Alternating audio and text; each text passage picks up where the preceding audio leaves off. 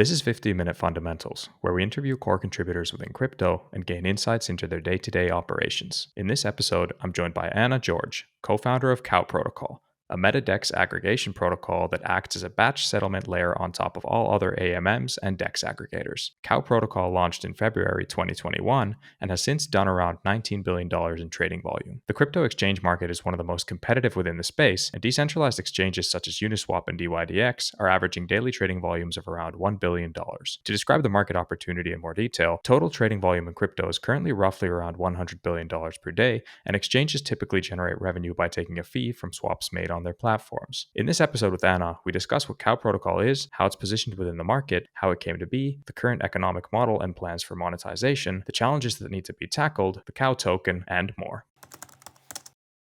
Hi Anna, welcome to 15-Minute Fundamentals. It is great to have you on. Hi, super happy to be here.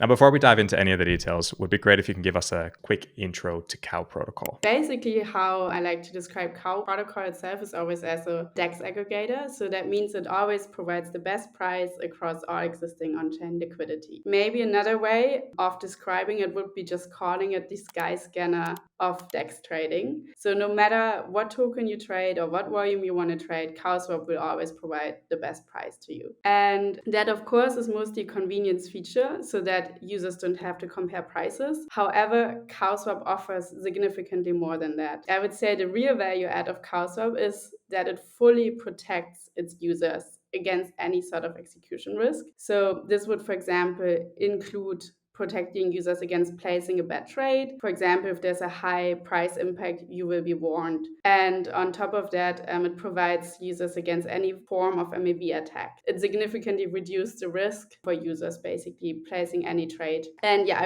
I would say that is like the brief summary of what CowSwap does. Now, the sky scanner for DEXs, I love that. And you also spoke a bit about the benefits that you introduced. I'd love to dive into detail around that a bit more. So maybe at a more granular level, could you describe the main innovations and benefits that CoW Protocol has introduced to the market? What CoW really does is this full-scale protection that it provides to users. And to explain on maybe a little bit more technical level what that even means is that when users go to CowSwap, they don't sign a Ethereum transaction, but they sign a message. So what they sign is the limit price of the order, the token they want to sell, the token they want to buy, the expiration time. And by only signing a message, basically, this allows for two things. One is that the transaction can now be executed for them by applying certain advanced mechanisms. For example, it allows to then integrate flashboards or cooperate even with something like you can imagine a block builder cooperation or just adjusting their parameter to protect the trade more. So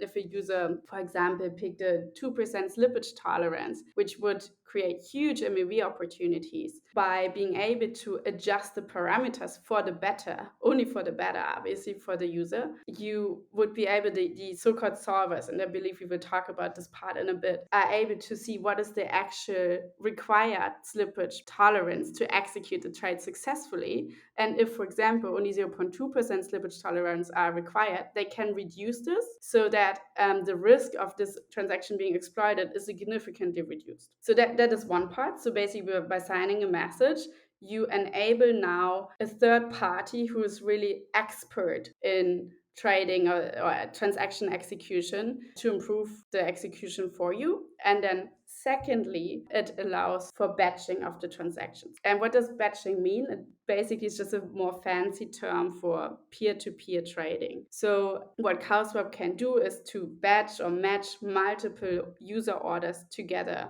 into one. Meaning, to give an example here, is if you as a user, you want to trade your DAI for Ether, and then there's someone else who actually wants to sell Ether for DAI, you can match these transactions directly together. And this has advantages. This improves the price for the user on multiple fronts because first, you have significantly reduced price impact. Imagine an AMM curve where, let's say, you have a large trade size of 100K or so, for example, and you would settle that on Uniswap. And the less liquid the token actually is, the more it impacts the price. So you would get a significantly worse deal. But now if you have a counter trade of someone wanting to do the exact opposite trade and you match those transactions together, you can reduce the price impact down to zero. Then on top of that, you avoid protocol fees. So the higher the volume, of course, you're trading, the more significant it is if you have to pay a base point of more in protocol fees. I believe on Uniswap it's currently 0.3%, and you can avoid those fees. And then also you have reduced gas costs as well. So there's a bunch of basically price benefits that we can offer our users by being able to batch their transactions together. And this phenomena of connecting two traders who can directly exchange assets with each other is what you call coincidence of wants, right? Exactly. This is exactly where the name CoW swap is coming from. So it's just a description of this economic phenomenon, CoW, CoW swap. Yeah, I love the name. You mentioned solvers briefly, and I do want to speak a bit more about them. So, can you describe what a solver's role is? And then, in general, what are the other stakeholders involved in this system? Because that is so different to the traditional AMM. Yes, for sure. I think maybe the best way of explaining is kind of going through the life cycle of an order on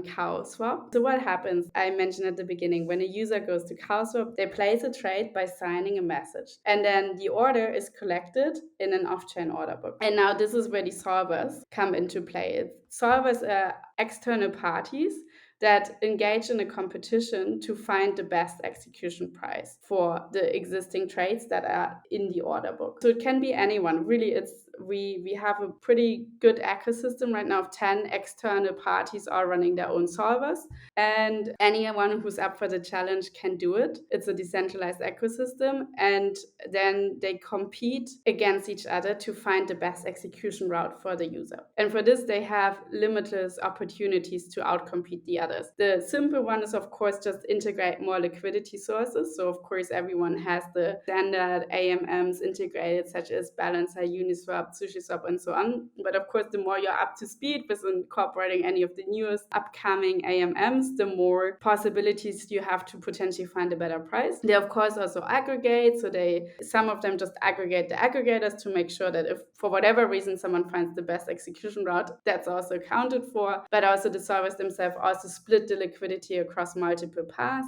And then they can also have their own liquidity. They can collaborate with market makers to quote better prices. And then, like I mentioned, they can have some more advanced mechanisms as well. For example, something that could be possible is that they collaborate with a block builder and ensure that the other transactions that are currently taking place on Ethereum are basically placed in a way that they actually improve the price point for the users that then trade on CoW swap. That's, of course, a very advanced strategy, but this is just to give examples, and they can do other things to also reduce gas costs. And of course, the one that everyone obviously is encouraged to do is just finding the best batches amongst the existing trades. So I gave an easy example of saying, let's say there's 2 user orders that can be matched together, but this is multi-dimensional. You can have 10 different user trades that are in some ways intertwined and match them together. And the idea here is really to incentivize them to keep innovating so that the competition is optimizing for finding the best price for the user and having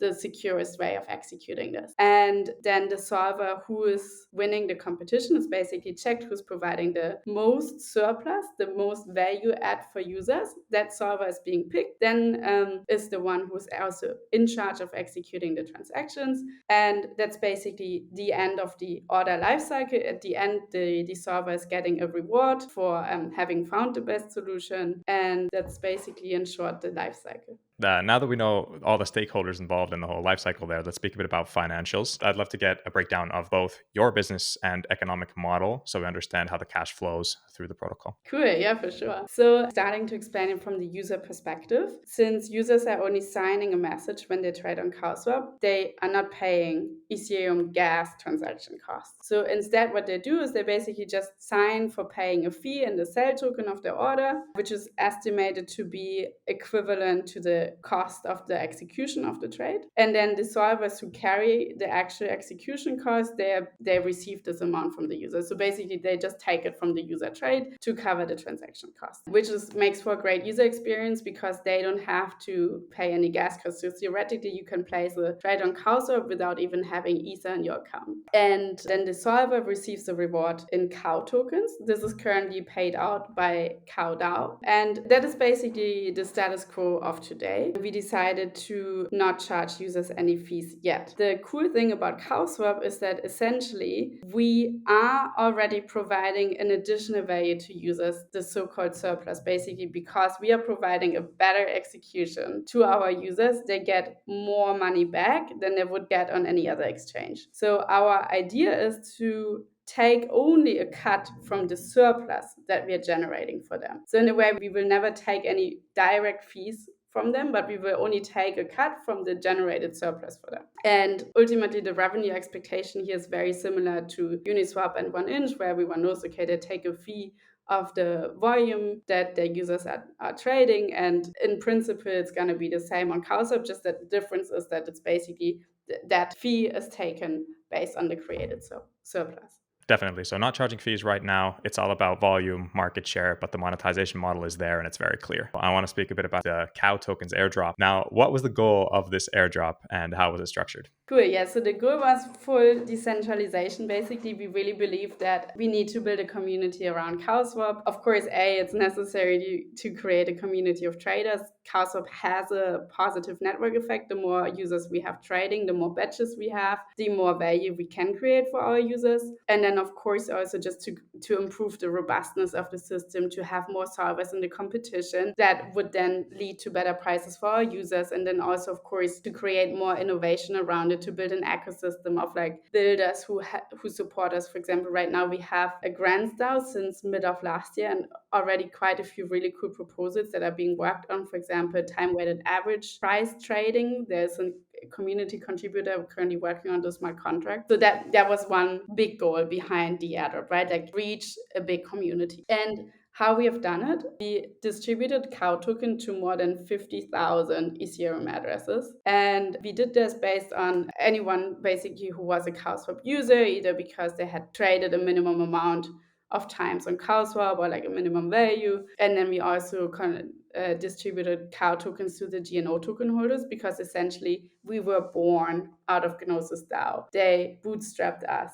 We wouldn't exist without them. So this was kind of a compensation to GNO token holders. And I would say that our airdrop was quite unique in the sense that we allowed the CoW community to also participate in the fundraising round itself. The reasoning was that always big institutions, VCs, funds, they always get the opportunity to buy in very early at low prices into projects. And of course, they also contribute value, but a huge value add that really decides whether a project succeeds or not is the community itself. That's why we thought it wouldn't be fair to not give them the same opportunity. And we created smart contracts that gave all community members basically the option to also participate in this fundraising round.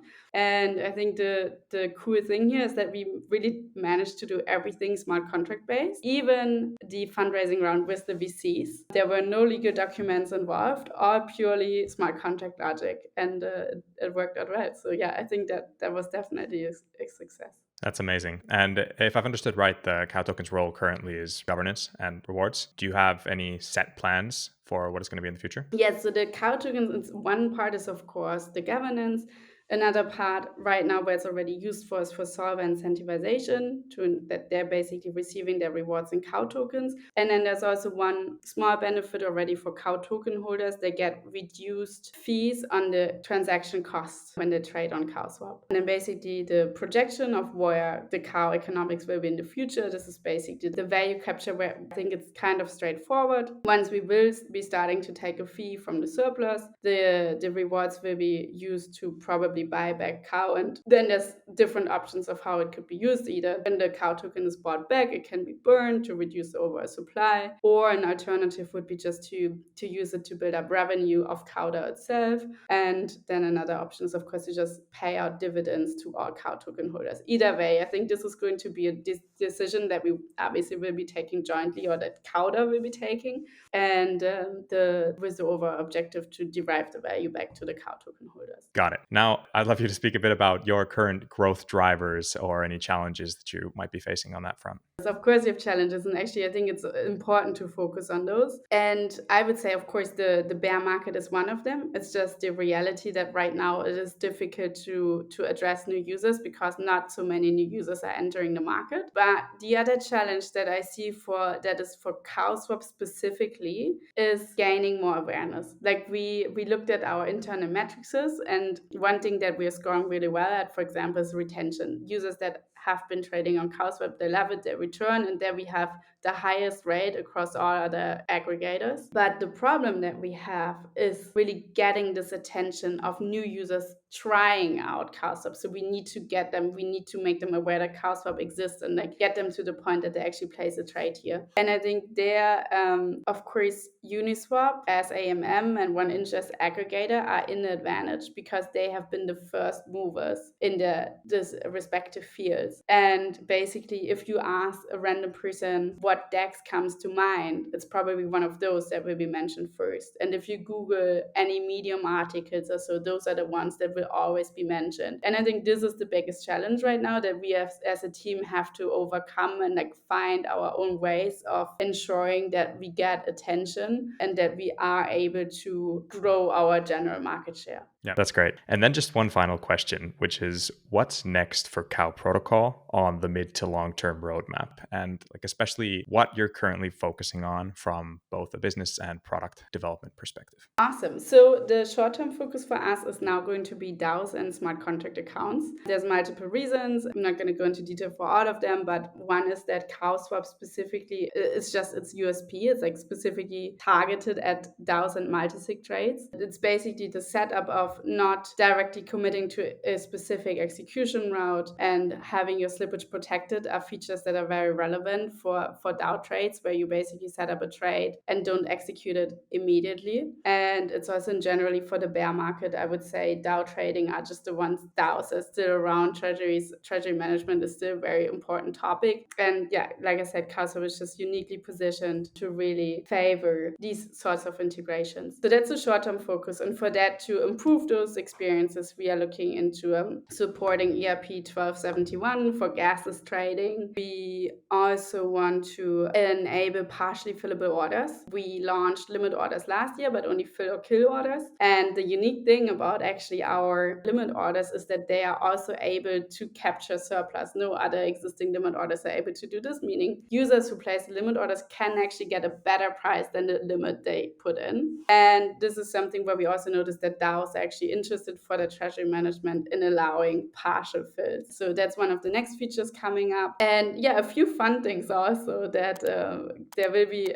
probably a cow fortune feature. I don't want to tell too much, but we want to also still drive on the meme curve a little bit and give users just like a better fun experience when they place a swap on CowSwap. I love that cow fortune feature. I'm looking forward to it. And I promise to have you on again once you launch that to speak about it in more detail. Also, on the non-meme stuff, exciting stuff coming up. Thank you so much, Anna, for this great comprehensive overview of CoW protocol. Wish you all the best of luck in building. Thank you so much for having me.